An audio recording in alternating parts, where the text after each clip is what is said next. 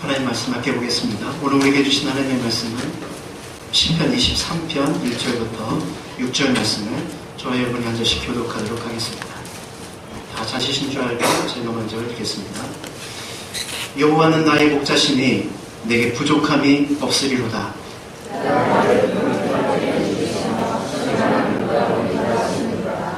내 영혼을 소생시키시고 자기 이름을 위하여 의의 길로 인도하시는도다. 내가 사망의 지경 골짜기로 다닐지라도 내를 두려워하지 않을 것은 주께서 나와 함께 하시리라. 주의 이스라엘과 막대기가 나를 안위하시나이다. 주께서 내 원수의 목전에서 내게 상을 차려주시고 기름을 내 머리에 부으셨으니 내 잔이 넘치나이다. 내 평생에 선하신 말을 주하시니 반드시 나를 따르니 내가 여호와의 주를 영원히 살리리라. 아멘. 한 주일 평안하게 잘 보내셨습니까? 네, 덕분에 여러분 기도 덕분에 휴가를 잘 다녀왔습니다. 집에 있는 게 휴가더라고요. 역시. 여러분 이 시간 잠깐 건강 체크를 한번 해보도록 하겠습니다. 이런 증상이 있는 분들이 있다면 한번 확인해 보시기 바랍니다. 요즘 어지럽다, 소화가 잘 안 된다, 변비가 생겼다, 몸에서 불쾌한 냄새가 자꾸 난다, 몸에서 열이 난다, 그리고 얼굴이 홍조를 띤 이 빨간 얼굴로 된다, 우울해진다, 잠이 잘 오지 않는다, 두통이 심하다. 여러분 이것이 어떤 문제 때문에 이런 일이 일어날까요? 이 질병의 증상이 무엇 때문에 나타날까요? 사실 이 모든 것은 한마디로 딱 해보면 물이 부족할 때 나타나는 현상들입니다. 물이 아무것도 아닌 것 같지만 우리 인체의 수분이 부족할 때 이런 우리 몸의 이상 증세들이 사실은 나타나게 되는 것이죠. 우리가 흔히 쓰는 말 중에 이런 말도 있죠. 피는 뭐보다 진하다? 물보다 진하다. 근데 여러분 그거 아십니까? 피의 70에서 90%가 물입니다. 사실은 물과 피가 그렇게 차이가 나지 않는다는 것이죠. 사람이 물이 없으면 절대로 인생을 살 수 없습니다. 이 지구에 이 우주에 수많은 별들이 있지만 지구가 푸르고 생명이 살 수 있는 여러 가지 조건 중에 하나가 바로 물이 있기 때문이죠. 오늘 본문으로 돌아와서 이 양과 한번 살펴보면 다시 우리에게 새로운 이미지로 우리에게 다가오는 것을 보게 됩니다. 지난 시간에 우리는 양들이 편안하게 누워서 쉬고 있는 그런 장면을 살펴보았습니다. 자기 보호 능력도 상대방을 공격할 수 있는 능력도 없는 양이 어떻게 편안하게 누워서 쉴 수 있습니까? 그것은 딱 한 가지, 목자가 그를 푸른 풀밭으로 인도해주고 먹을 수 있도록 안전히 지켜주기 때문이라고 했습니다. 그런데 이 양의 생명은 바로 이 목자에 달려있는 것이죠. 어떤 목자를 만나느냐에 따라서 양의 생명은 결정이 되는 것입니다. 그런데 양이 이 풀만 필요한 것이 아니라 또 중요한 한 가지 필요 요소가 있는데 그것이 바로 물입니다. 양들이 이 물을 잘 먹어야만 양들은 건강하게 성장하고 자랄 수 있는 것이죠. 그래서 선한 목자는 이 양에게 충분한 수분을 공급하기 위해서 그렇게 수고하고 노력을 하는 것입니다.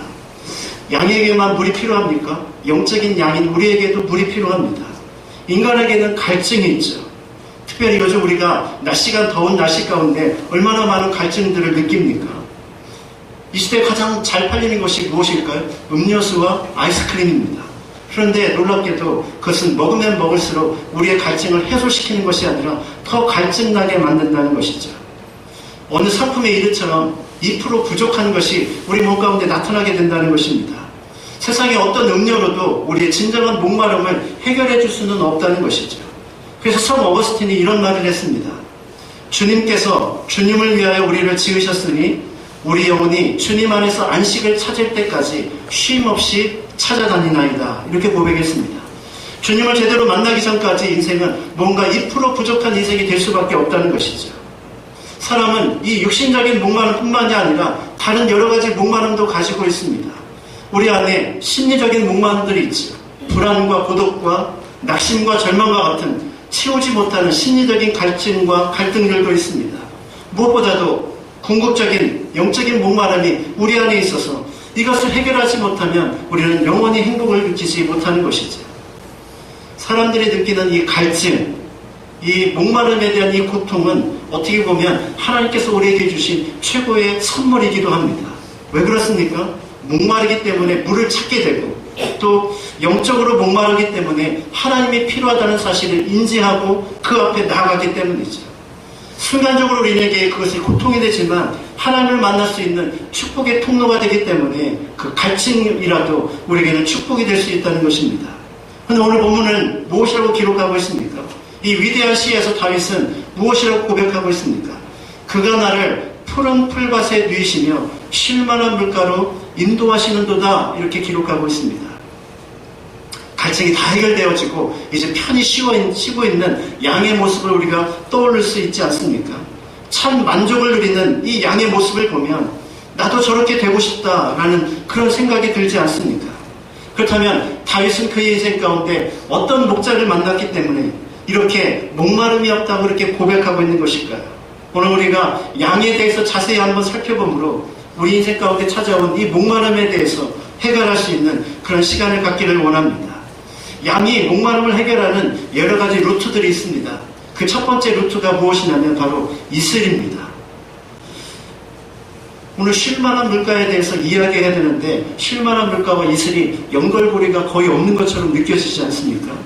그렇지만 이스라엘 땅에서 양이 수분을 공급하는 가장 중요한 통로는 바로 풀잎에 맺혀진 이슬이라는 것을 우리가 기억해야만 합니다. 성경은 이런 이미지들을 자주 등장시키고 있습니다. 시편 133편 3절에 보니까 이런 구절이 나옵니다. 헐몬의 이슬이 시온의 산들에 내린 것도다. 거기서 여호와께서 복을 명하셨나니 곧 영생이로다. 무슨 이야기를 하고 있습니까? 헐몬의 이슬이 시온을 덮었다, 이렇게 말하고 있죠. 여기서 등장하는 헐몬산, 헤르몬산은 해발 2814m가 되는 산입니다. 이 산이 어느 정도냐면 우리나라에서 가장 높은 백두산보다 높은 산입니다. 이 중동 지방에서 최고봉을 자랑하는 산이 바로 이 헤르몬산이죠. 그런데 놀랍게도 이 중동 지방에는 거의 비가 내리지 않고 특별히 이 헤르몬산 주변에도 거의 비가 내리지 않는 지역입니다. 그런데 이 헤르몬산 주변에는 자세히 여러분이 보이진 않지만 푸른 초장과 많은 풀들이 자라는 그런 녹초지대로 되어 있습니다. 이것이 어떻게 가능할까요?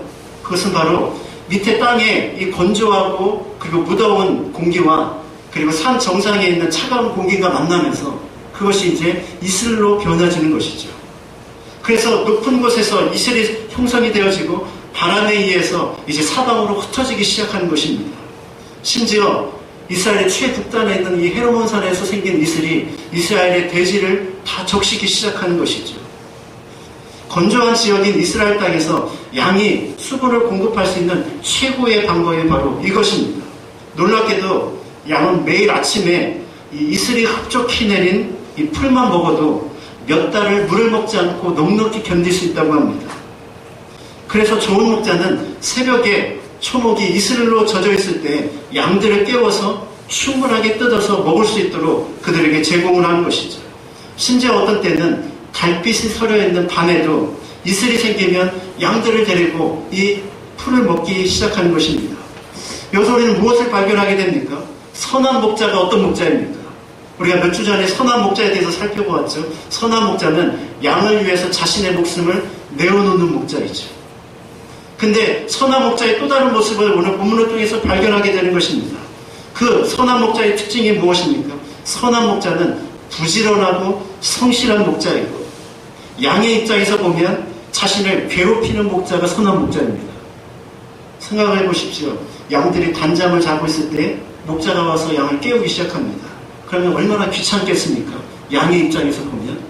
근데 사실은 이것은 양의 입장에서만 귀찮은 것이 아니라 목자의 입장에서도 쉬운 일이 아닙니다.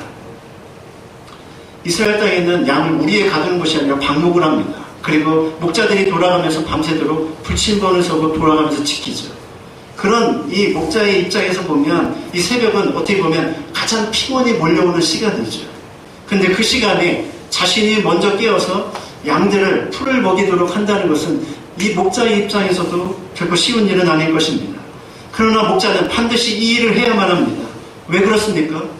조금만 시간이 지나서 태양이 뜨고 그 태양이 온 대지를 내리쬐기 시작하면 더 이상 이슬은 다 사라지고 없어지기 때문이죠. 이슬은 오직 새벽 해가 뜨기 전에만 얻을 수 있는 것이 바로 이슬이기 때문입니다. 아침에 일찍 깨워야 하는 이유가 바로 여기에 있는 것이죠. 이것을 우리 삶 속에서 한번 적용해 봅시다. 인생을 살다 보면 우리는 갈증을 경험하죠.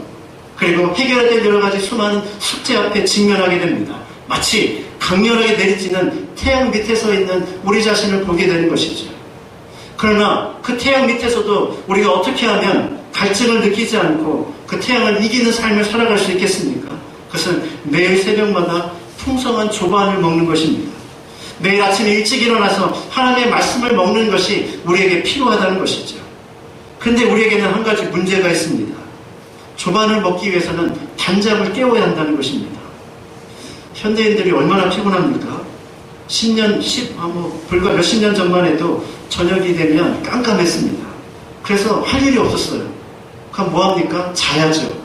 그리고 아침에 뜨거운 태양이 떠오르기 전에 일찍 일어나서 일을 하면 일이 훨씬 수월해집니다.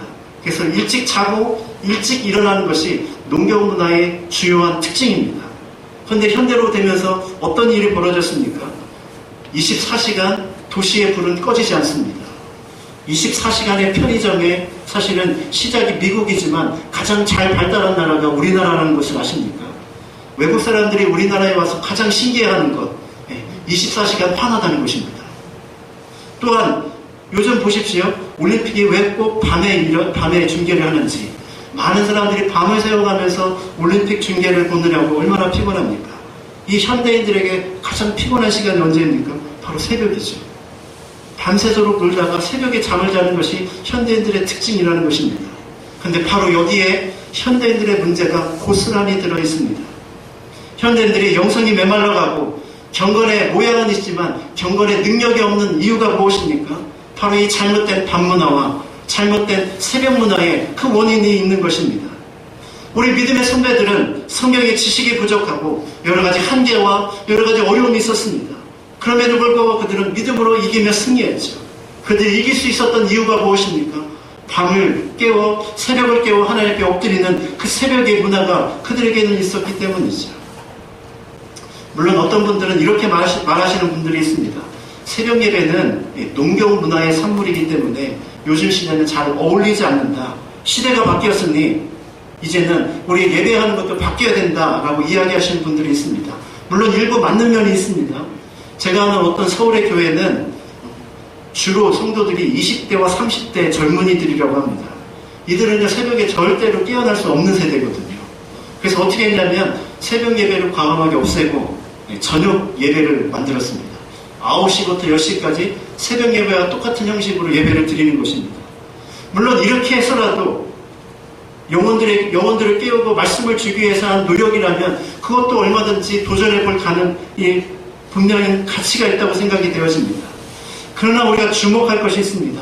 성경에서 이 새벽 시간은 또 다른 영적인 이미지로 우리에게 다가온다는 것이죠.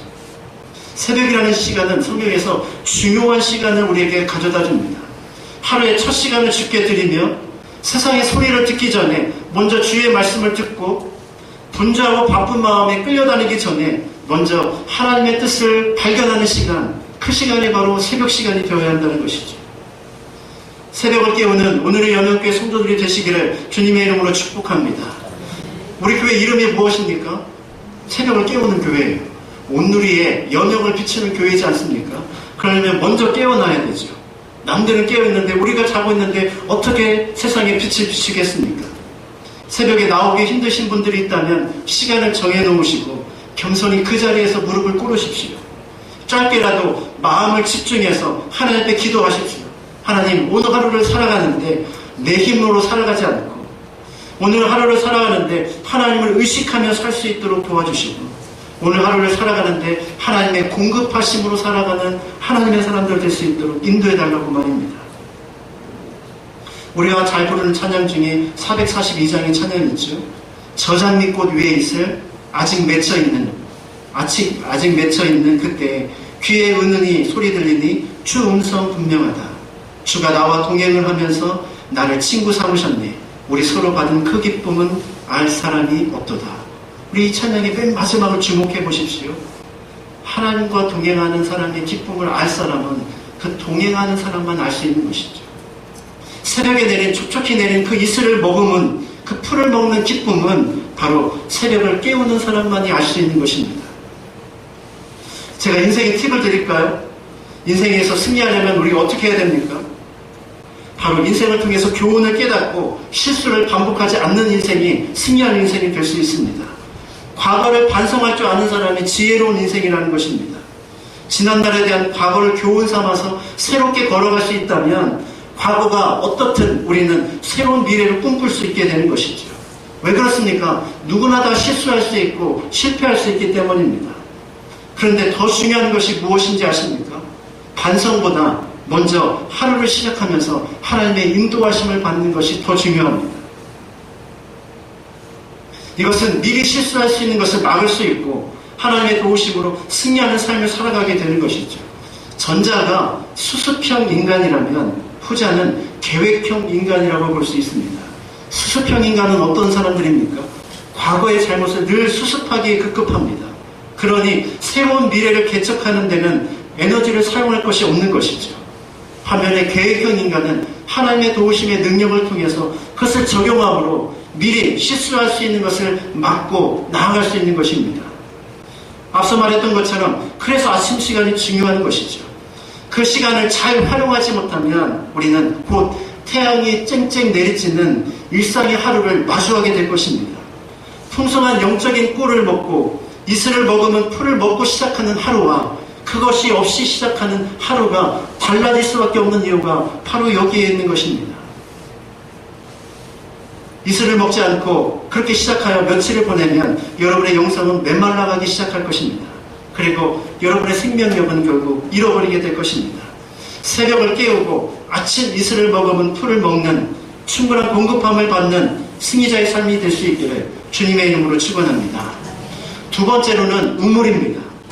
중동지방에서 우리가 잘 알고 있는 우리 주변에서 볼 수 있는 흔한 강이나 냇물은 거의 찾아보기가 힘듭니다. 그래서 이스라엘에서 이 요단강은 그래서 중요한 것입니다. 이 12달 모두 흐를 수 있는 강이요 몇 강 되지 않습니다. 채 손에 꼽힐 정도 이스라엘 땅에서는 발견할 수 있죠. 이스라엘은 우리와 기후가 정반대입니다. 10월부터 그 다음에 약 3월까지 비가 내립니다. 그것을 우기라고 말합니다. 그리고 4월부터 9월까지는 거의 비가 내리지 않는 건기를 맞이하게 됩니다. 우기에는요 비가 내림으로 강도 생기고 냇가도 생깁니다. 그런데 우기가 끝나면 그 있었던 강들은 다 사라져버리고 말죠. 그래서 필요한 것이 무엇입니까? 양을 치기 위해서는 바로 발달된 것이 중동지방의 우물입니다. 우물의 물을 길어서 양들에게 물을 마시게 하는 것이죠. 성경에는 이런 이미지가 종종 등장하게 되는 것을 보게 됩니다. 창세기 26장에 보면 이 이삭이 그랄의 목자와 이 우물을 갖고 다투는 장면이 나옵니다.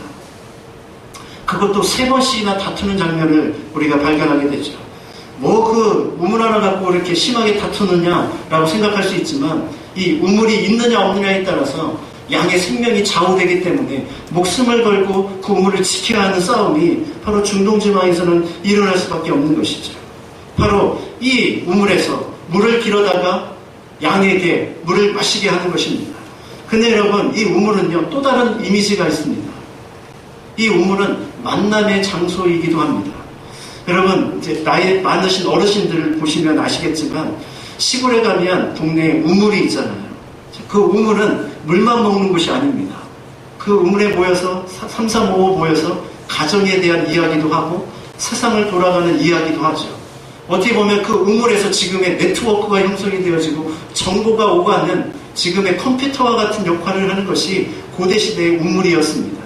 바로 이 우물은 그런 의미에서 물만 먹는 것이 아니라 만남의 장소이지요. 성경에서는 이렇게 우물에서 많은 사건들이 일어나고 있음을 발견하게 됩니다. 우리가 잘 아는 대로 이삭의 신부감을 구하러 간 엘리에셀이 그 리브가를 만났던 장소가 바로 우물이었습니다.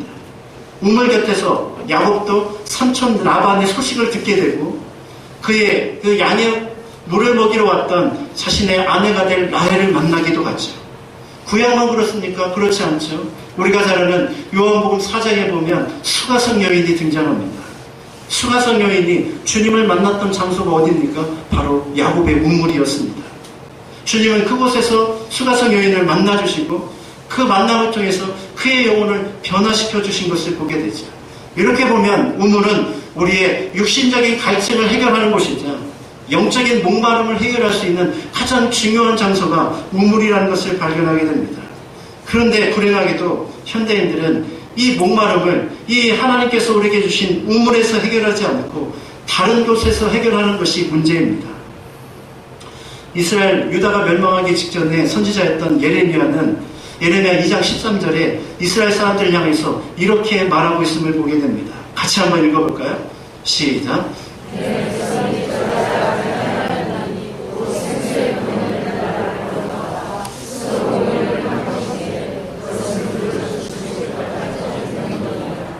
이스라엘 백성들, 유다 백성의 문제가 무엇이라고 합니까?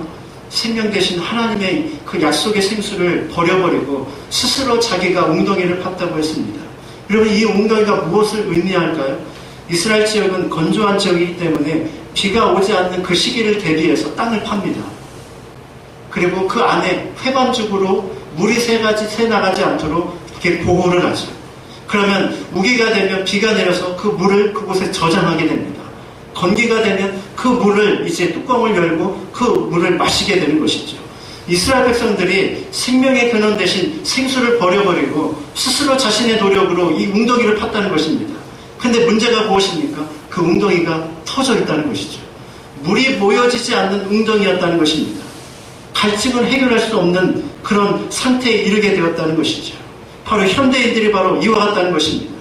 현대인들이 왜 삶에서 갈증을 느낍니까? 바로 생수 대신 하나님을 버리고 자신의 힘과 능력으로 그것을 해결해 보려고 하기 때문이죠.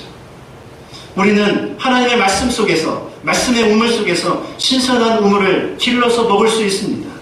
아무리 태양이 장렬하고 대지가 메말라가도 우리 옆에 우물이 있으면 우리는 얼마든지 신선한 물을 공급받을 수 있다는 것이죠. 우물을 길러 양에게 먹이는 것 또한 목자가 해야 될 가장 힘들고 고된 일 중에 하나였다는 것을 발견하게 됩니다. 목자가 근면하지 않으면 양들은 결코 신선한 물을 마실 수 없는 것이죠. 양 또한 이 신선한 우물물을 날마다 먹어야만 토실토실 살이 찔 수 있는 것입니다. 근데 여러분, 요즘에 현대인들에게 가장 또 하나의 문제가 있다면 단문화뿐만이 아니라 또 하나의 문제가 있습니다. 그것이 바로 인스턴트 식품에 길들여져 있다는 것이죠. 여러분, 날이 좁잖아요, 그죠? 그래서 저희 아내가 제발 좀 밥을 안 했으면 좋겠다 이렇게 얘기를 하더라고요. 너무 더워가지고. 네, 교회만 더운 것이 아니라 집도 덥더라고요. 근데 여러분, 요즘에는요, 불을 전혀 안 쓰고 밥 먹을 수 있습니다. 편의점에 가십시오. 그러면 불과 5,000원 안에 한 끼를 넉넉히 해결할 수 있습니다. 전자레인지만 있으면 돼요. 갖다가 딱 넣고 띵 누르면 5분 안에 음식이 따뜻한 음식이 나옵니다. 이러니 얼마나 편해졌습니까? 그렇죠? 그러나 이런 인스턴트 식품에 길들여진 이 시대의 문제가 무엇입니까? 땀을 흘려서 정성스럽게 준비하는 밥에서 오는 영양분을 우리가 놓치고 있다는 것이죠. 여러분, 우리 식으로 한번 적용해 볼까요? 요즘 현대인들의 성도들의 모습을 보십시오. 조금 이렇게 과하게 제가 표현한다면 성도들은 설교를 듣는 데는 매우 발달되어 있지만 스스로 말씀을 보거나 말씀을 묵상하거나 말씀을 연구해서 그 속에서 오는 영적인 양식을 스스로 먹는 것에 대해서는 너무나도 준비가 안 되어 있다는 것을 발견하게 됩니다. 이 시대 많은 사람들이 성경을 제쳐놓은 채 그렇게 분주한 삶을 살아가고 있는 것이죠. 생수 대신 우물과 같은 성경이 내 바로 옆에 있음에도 불구하고 우리는 다른 곳에서 문제를 해결하려고 드는 그런 모습을 보이게 된다는 것입니다. 그런데 말씀이 어떻습니까? 말씀은요, 딱딱하고 처음에는 어렵습니다. 그래서 사실은 마치 목자가 물을 기르러 나가는 수고의 땀을 흘리는 것처럼 그 땀과 노력이 필요하다는 것이죠. 그것을 하기 싫은 현대인들은 인스턴트 식품에 길들여진 현대인들의 모습처럼 말씀도 그렇게 우리가 대하고 있는 것입니다. 말씀으로 다시 돌아가야만 우리의 영혼이 회복될 수 있음을 기억하시길 바랍니다. 수가성 여인에게 예수님은 뭐라고 말씀하셨습니까? 요한복음 4장 13절에 이렇게 말씀하시죠. 예수께서 대답하여 이르시되 이 물을 마시는 자마다 다시 목마르려니와 내가 주는 물을 마시는 자는 영원히 목마르지 아니하리니 내가 주는 물은 그 속에서 영생하도록 솟아나는 샘물이 되리라. 수가성 여인은 지금 물을 기르러 왔습니다. 그러나 주님은 그에게 새로운 물이 있다고 약속하시죠. 그 물은 한 번 먹으면 영원히 목마르지 않을 뿐만 아니라 그 물은 이 배에서 생수가 흘러넘치는 놀라운 역사를 일으킨다고 그는 이야기하고 있는 것이죠. 그렇습니다. 바로 주님이 우리의 영원한 생수이심을 기억하십시오. 세상이 주는 즐거움은 순간적이고 더 깊은 갈증을 느끼게 할 뿐입니다. 더 극적이고 자극적인 것에 우리의 마음이 빼앗겨버릴 이유가 없다는 것이죠. 진정한 해결은 생수 대신 주님 안에서 나오는 그 물을 먹을 때만 가능하다는 것을 인식하시고 그 앞에 나아가는 저와 여러분이 될 수 있기를 주님의 이름으로 축원합니다. 이제 마지막으로 세 번째는 시냇물입니다. 오늘 본문에 등장하는 이 시냇물은 우리가 생각하는 시냇물로 생각하면 오해가 있습니다. 여기서 본문에 등장하는 시냇물은 비로 인하여서 만들어진 빗물이나 아니면 바위 틈에 고여져 있는 물을 의미합니다. 비가 오는 시즌에는 이런 물들을 쉽게 발견할 수 있습니다. 그러나 건기가 되면 이마저도 쉽게 찾을 수가 있는 것이 아니죠. 이렇게 건기 때 그래서 양들의 습성이 있습니다. 물을 마시지 못했던 양들은 물 비슷한 것만 보면 벌컥벌컥 마시려는 경향을 보이게 된다는 것이죠. 그런데 그 물 중에는 절대로 먹지 말아야 될 물들이 있습니다. 그것이 바로 태양볕에 노출된 웅덩이에 고여있는 물입니다. 이 물들 속에는 수많은 기생충과 세균들로 득실득실한 물이죠. 그런데 고집이 세고 그리고 물에 갈급한 이 양들은 그것이 좋은 물인지 아닌 물인지 살피기도 전에 먼저 가서 코를 내밀고 입을 열어서 그 물을 마시기 시작하는 것입니다. 그런데 그 물을 마시게 되면 어떻게 됩니까? 이제 그 물이 들어가서 배탈을 일으키죠. 그리고 이제 그것이 탈수 증세가 나타나게 되고 결국 양은 생명을 잃게 되는 것입니다. 갈증을 해결하려고 물을 먹었는데 오히려 생명에 위협이 되는 사건이 벌어지게 되는 것이죠. 그렇습니다. 아무리 목마르다 할지라도 잘못된 물을 마시면 절대로 안 된다는 것입니다. 그러나 고집센 양들처럼 인간들도 삶의 위기가 찾아오면 우리는 눈에 보이는 물이라면 아무거나 마시려는 그런 경향성을 보이게 됩니다. 나의 생명을 살리려는 그 물이 나에게 치명적인 영향을 미칠 수 있다는 사실조차 이해하지 못하는 것이죠. 이런 예를 우리는 어디서 발견할 수 있습니까? 이단에 빠진 사람들을 여러분 살펴보십시오. 우리가 그들을 보러 볼 때마다 어떤 생각이 듭니까? 어떻게 하면 저렇게 이단에 빠질 수 있지? 라고 말할 수 있지만 이단에 빠진 사람들의 특징을 자세히 들여다보면 그에게는 뭔가 갈급함이 있다는 사실을 발견하게 됩니다. 삶의 큰 위기를 만나거나 교회에 대한 불만이 있거나 아니면 신앙적인 회의, 무언가 해결되지 않는 영적인 이 갈급함의 문제를 해결하고자 하는 그들 안에 있는 욕구가 있는 것이죠. 바로 이단들은 그것을 이용하는 것입니다. 그래서 그 갈급함을 이용해서 자기들의 먹잇감으로 삼는 것이죠. 이단에 빠진 사람만 그렇습니까? 삶의 근원적인 문제를 해결하지 않고 순간순간 갈증만 해결하려고 한다면 우리 또한 그렇게 될 가능성이 많다는 것을 발견하게 됩니다. 우리는 물이라고 해서 아무 물을 마실 수 없는 것처럼 우리는 항상 분별력을 가지고 접근하는 것이 필요하다는 것을 기억하십시오. 또 한 가지 중요한 것이 있습니다. 오늘 본문에는 물인데 어떤 물이라고 했습니까? 쉴만한 물가다라고 이렇게 이야기하고 있습니다. 쉴만한 물가가 무슨 의미를 가지고 있을까요? 쉴만한 물가는 깊이가 적당하고 흔들림이 없는 물을 상징적으로 보여주고 있는 것입니다. 목자가 양들을 시냇가로 인도했을 때 제일 먼저 하는 것은 지팡이를 가지고 이 냇물의 깊이를 재는 것이라고 합니다. 왜 그렇습니까? 너무 깊게 되면 양들이 물에 들어갔다가 이 털에 물이 이제 젖기 시작해서 잘못하면 쉽게 넘어지고 익사하기 쉽기 때문이죠. 그래서 양이 안심하고 먹을 수 있는 그 물의 높이만을 재어서 그곳으로 양들을 인도하는 것입니다. 또 한 가지, 이 양은요, 겁이 굉장히 많은 짐승입니다. 그래서 물이 막 세차게 흘러가면 물에 비춰진 자신의 모습을 보면서 겁내서 물을 먹지 못한다고 합니다.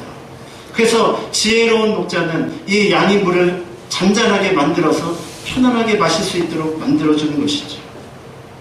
마찬가지입니다. 양들이 불안하면 물을 먹지 못하는 것처럼 우리도 마찬가지죠. 말씀을 들으면서도 마음에 근심과 걱정이 있으면 말씀이 잘 들려오지 않는 법입니다. 그 말씀을 잘 소화시키지 못하는 것이죠. 이런 양들을 잘 아는 목자는 그래서 양이 편안하게 물을 먹을 수 있도록 양 옆에서 피리를 불어준다고 합니다. 그 피리 소리를 들으면서 이 양은 목자가 바로 내 옆에 있다는 사실을 인식하게 되고 편안하게 물을 먹게 되는 것이죠. 이것을 우리 삶에 한번 적용해 볼까요? 여러분 마음 가운데 근심이 생기고 걱정이 생기고 두려움과 염려가 밀려올 때 여러분은 그 마음을 어떻게 변화시키고 바꾸겠습니까? 내 옆에 주님이 계시지만 그 주님이 자꾸 느껴지지 않을 때 여러분은 그 과정을 어떻게 극복하시겠습니까? 그때 바로 필요한 것이 바로 찬양입니다. 우리 마음 가운데 찬양의 노래를 하나님 앞에 들려보내줄 때 우리 마음의 불안함과 염려와 걱정들이 하나씩 하나씩 사라지고 평안과 잔잔한 마음을 갖게 되는 것이죠. 여러분의 마음에 고민이 있습니까? 그렇다면 이 한 주간을 걸어가면서 찬양으로 하나님 앞에 돌려보내시기 바랍니다. 요즘에 제가 시편 23편을 우리 강의하면서 제 마음 가운데 요즘 흥얼거리는 그런 찬양이 있습니다. 바로 이 시편 23편과 관련된 찬양인데요. 잠깐만 제가 불러드리겠습니다. 여호와는 나의 목자니 내게 부족함 없으리로다. 그가 나를 푸른 초장에 쉬게 하시며 인도하네. 내가 사망의 음침한 계곡을 걸어도 두려워하지 않을 것을 주의 지팡이와 막대기가 나를 지키며 주님 나와 함께 하심이로다. 주의 선하심과 주의 한결같은 사랑이 평생에 나를 따를 것이니 내가 여호와의 집에 영원히 거하리로다. 마음이 분주해지고 막 무엇인가 해결되지 않는 그런 숙제를 만날 때마다 저는 이 찬양을 흥얼거립니다.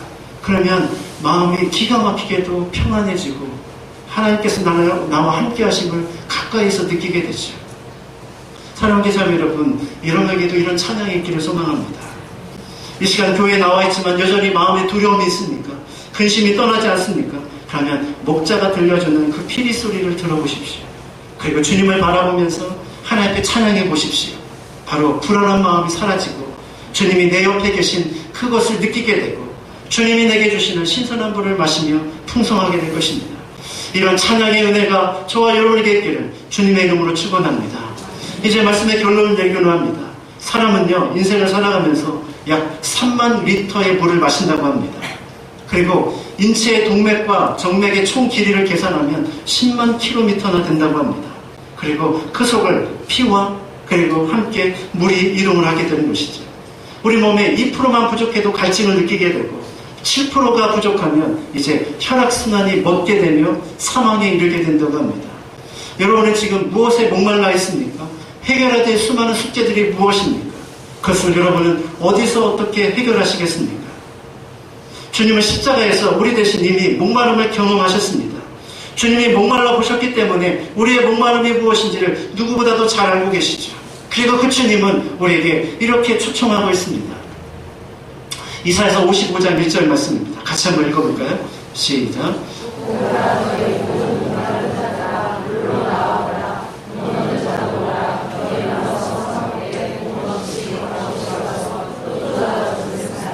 주님은 우리에게 목마르면 나오라고 말씀하십니다.